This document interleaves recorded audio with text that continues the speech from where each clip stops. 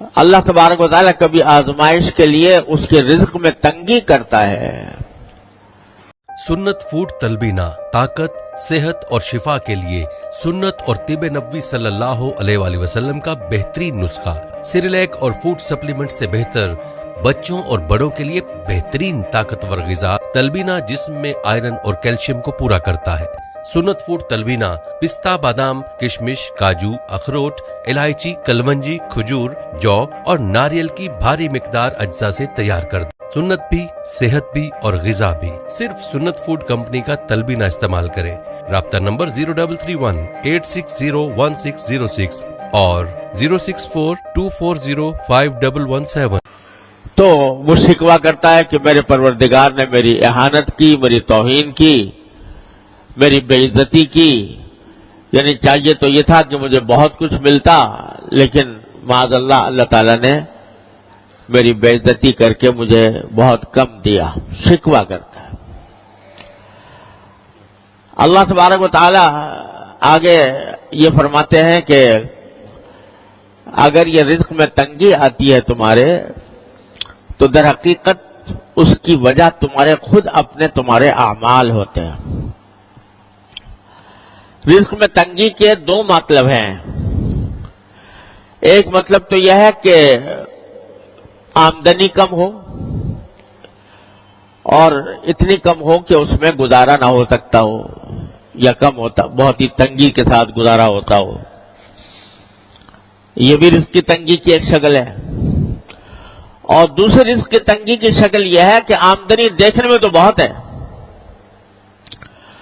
لیکن برکت نہیں ہے، اور اس کا نتیجہ یہ ہے کہ ساری آمدنی ہونے کے باوجود آدمی ہر وقت کسی نہ کسی الجھن میں گرفتار ہے۔ اور آج کل یہ صورت بہت کثرت سے پیش آتی ہے۔ اچھے خاصے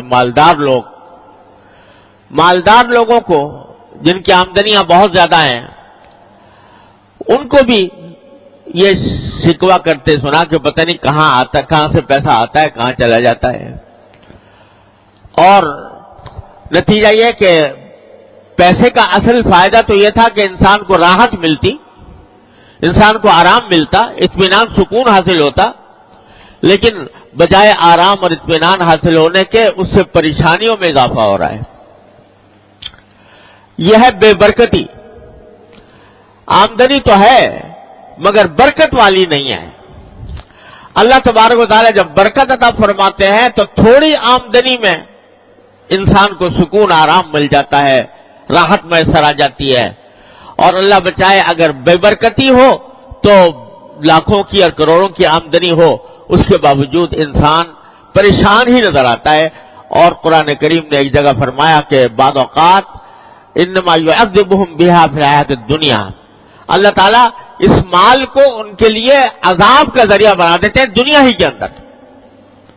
یعنی مال تو بہت ہے، لیکن مال کی حصول میں، اس کی تلاش میں، اس کے جو سرگرداں ہیں، تو اس میں دن کا چین میسر ہے، نہ رات کا آرام میسر ہے، نہ بیوی بچوں کے ساتھ وقت گزار سکتے ہیں، نہ اپنے گھر والوں کے ساتھ اطمینان کے ساتھ بیٹھ سکتے ہیں، راحت میسر نہیں۔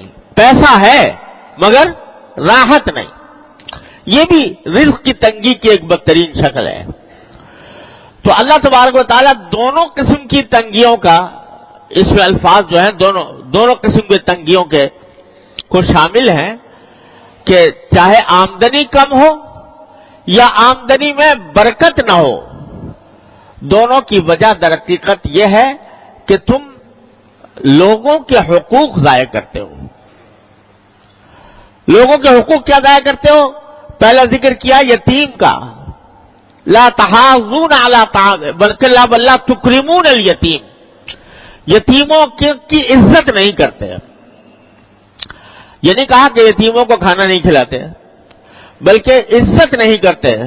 مطلب یہ کہ اول تو یتیموں کی دیکھ بھال میں تمہاری کمی ہے، اور اگر کبھی کوئی کرتا بھی ہے تو اس کا جیسا اکرام ہونا چاہیے، جیسی عزت ہونی چاہیے، اس قسم کی عزت اس کو نہیں دیتے ہیں۔ ولا تحاضون علی طعام المسکین، دوسرے لوگوں کو بھی کوئی ترغیب نہیں دیتے کہ تم مسکینوں کو کھانا کھلاؤ، مسکینوں کے حاجتوں کو پورا کرو۔ ایک تو یہ بات تھی۔ پھر فرمایا وَتَأْكُلُونَ التُّرَاثَ أَكْلًا لَمًّا، اور میراث کو تم لپیٹ لپیٹ کر کھا جاتے ہو۔